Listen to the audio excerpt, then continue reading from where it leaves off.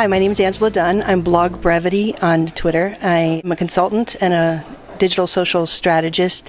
I do work in the pharmaceutical industry, and I also work with CEOs and organizations in understanding how to curate content around their subject matter expertise to develop online influence and thought leadership, to be the go-to people in their industry.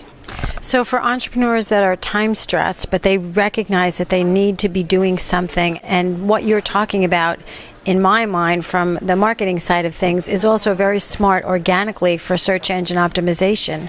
Absolutely, especially in the world of social search right now. Everything you're putting online in terms of your online digital presence is searchable and findable.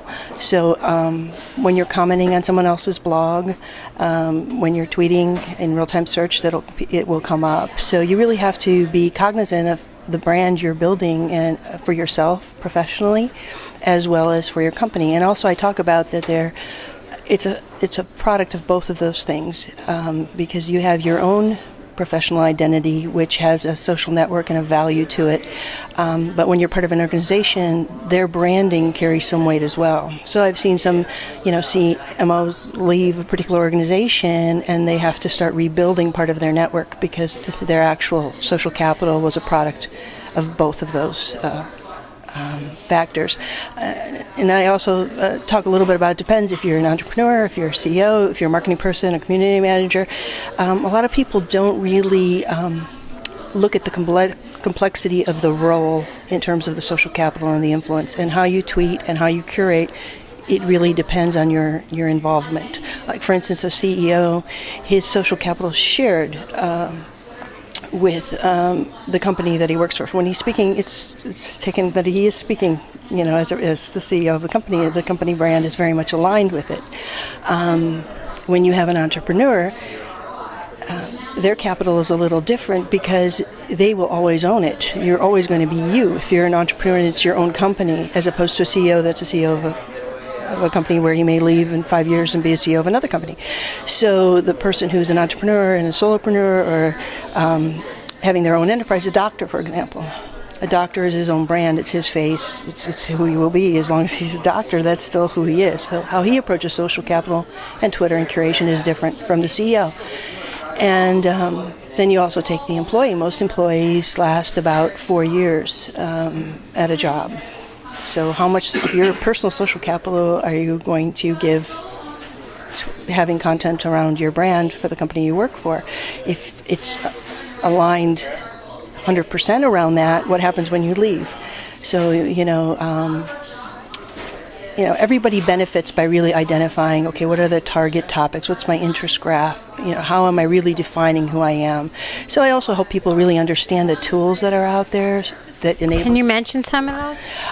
Yes. For instance, there's a tool called Visibly. It's a new tool, visiblywithani.com. It will show people what they're tweeting, what's resonating, what people are engaging with, what actually they're opening and what they're sharing, and how that compares to all their other content. And it'll show you what's most shared. For me, it was interesting because I realized people were sharing mostly when I was writing about my own content, and that really inspired me to say I really need to produce a lot more of my own content. But you use tools like that. Use like a basic tool like Bitly, and it will show you not everybody is active on the social web. So 90% of the people aren't going to be actively retweeting or mentioning you. So when you actually see how many people open up that link, that's also encouraging and showing you that you're in the right direction. Or if they're not, that you're not. So if you have a link that you put out there, Bitly, for instance, will show you who opened it up, who retweeted it, and who, let's say somebody automatically retweeted it, and then another person retweeted that person. Through Bitly, you'll be able to see that, where you can't get that information from Twitter. So meanwhile, I'm feeling foolish because I use Bitly all the time, and I have never once used any of those tracking mechanisms to see what's going on. And is that something you have to pay for? That's free. It's free. It's free analytics, and it's unbelievable analytics. That's just so where do you get this? Where is this on the link? There's a little section that says info with a plus, and you click on the info, and all the info will come up. And we'll give you all kinds of statistics, when people opened it up. Let's say you have an influencer that retweeted it, and let's say they had their own Bitly. You will also see not just your Bitly, but you will see that post. So let's say you wrote a post, and you tweeted it with a bit.ly and somebody else tweeted it with a different bit.ly, maybe 20 people opened yours, but you'll also see that 100 that maybe somebody else did, and you'll say, wow, that person really did me a favor, and you know that this person is really engaging with you. Do you have a suggestion for, there's all these tools, and every day it seems there's a new company that's just launching and it has an amazing tool. How do you manage all these different spaces, or do you have a suggestion for how to managing all these different tools, all that information, where maybe there's some kind of tool that you could funnel all this information into, because otherwise you're going to this website, you're going to that website? Well, some of it, like there's different tools that do different things. Like Media Funnel will let you incorporate a lot of different presences all together, which is very beneficial for people who manage multiple accounts. There's not one magic bullet. No. There's not. Darn. But I do really, even just telling people something simple as using bit.ly is so valuable. You're tweeting right away, you're using bit.ly. Go in there and see what the information is saying.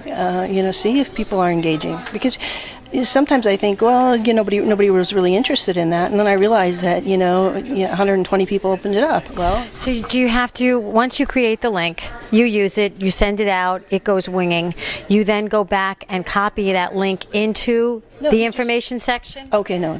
You go into the URL. You can go into your own account, but actually you can track anybody's bit.ly.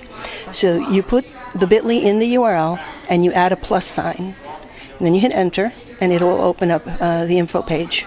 Where can people find out more about you? Well, I'd like them to follow me on blogbrevity, and I'm also starting a Letterly.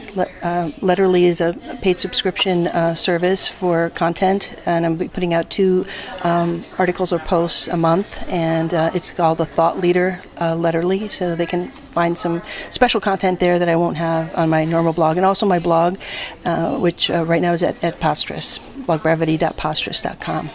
And I have one free tool that's a post I wrote that's had over 40,000 views that kind of summarizes a lot of these tactics and the strategies as well. And it's a bit.ly link that's customized. You can also customize a bit.ly link, so that helps with your keywords in your search. It's bit.ly/ThoughtLeaderDJ with a capital T, capital L, and capital DJ. And if you actually just even Google how do you curate content for Twitter, I'll come up as first.